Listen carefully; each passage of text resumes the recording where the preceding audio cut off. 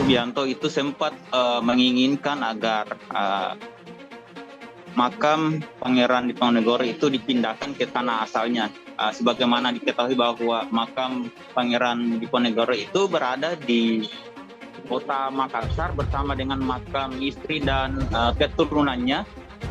Namun Prabowo Subianto ingin memindahkan makam Pangeran Diponegoro bersama keluarganya ke tanah Jawa atau di Yogyakarta.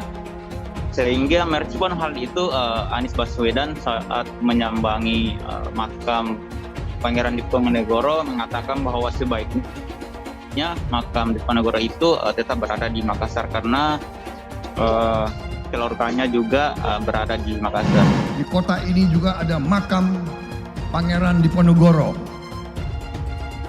yang dibuang dari daerah asalnya, dan tidak ada salahnya kita berpikir apakah tidak di alam merdeka, tentunya dengan seizin rakyat Sulawesi Selatan, apa tidak ada baiknya kita kembalikan. Pak, ini kan sempat ada isu salah satu capres mau pindah ke makam ini. Seperti apa menanggapi hal tersebut? Kita hormati keputusan di sini, tempatnya di sini, dan bagian dari sejarahnya.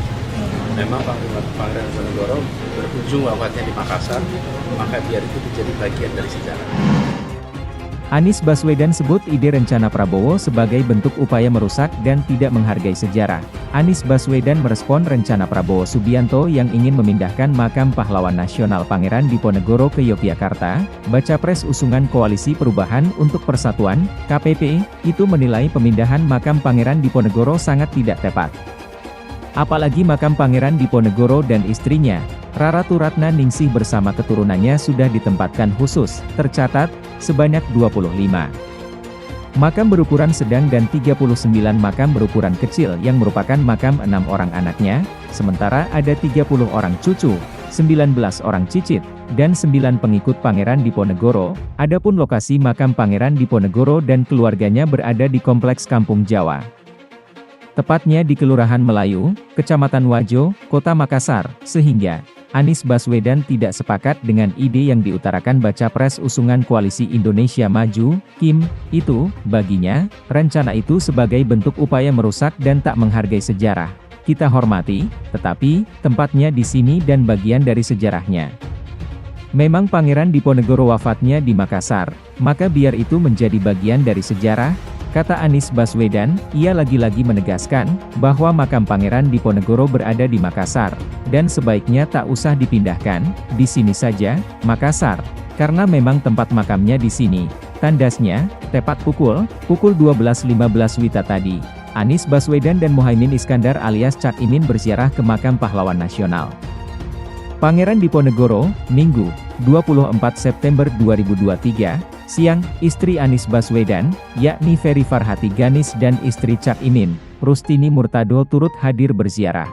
Setibanya, Anies Cak Imin langsung mengikuti tahlilan dan doa di depan makam Pangeran Diponegoro. Dalam kesempatan itu, teriakan, Anies Presiden, menggema di Kompleks Makam Pahlawan kelahiran Yogyakarta, 11 November 1785 itu. Anies Baswedan menyampaikan, mereka datang berziarah untuk mendoakan dan menghormati jasa-jasa Pangeran Diponegoro semasa hidupnya. Pangeran Diponegoro ini adalah inspirasi perjuangan. Yang ketika beliau bergerak, bukan hanya menggerakkan pasukan tetapi seluruh masyarakat di Tanah Jawa waktu itu memilih menjadi bagian dari gerakan perlawanan, kata mantan Gubernur DKI Jakarta. Menurutnya, Pangeran Diponegoro merupakan tokoh inspirasi perjuangan.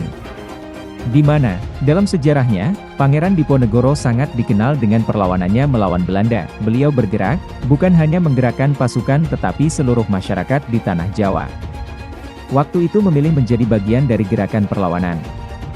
Katanya, ia melanjutkan, salah satu bentuk perlawanan Pangeran Diponegoro adalah menolak adanya sistem pajak yang dibebankan ke masyarakat, kemudian, melawan segala bentuk penindasan yang dilakukan penjajah Belanda. Akibat pemberontakan Diponegoro, Belanda mengalami kebangkrutan.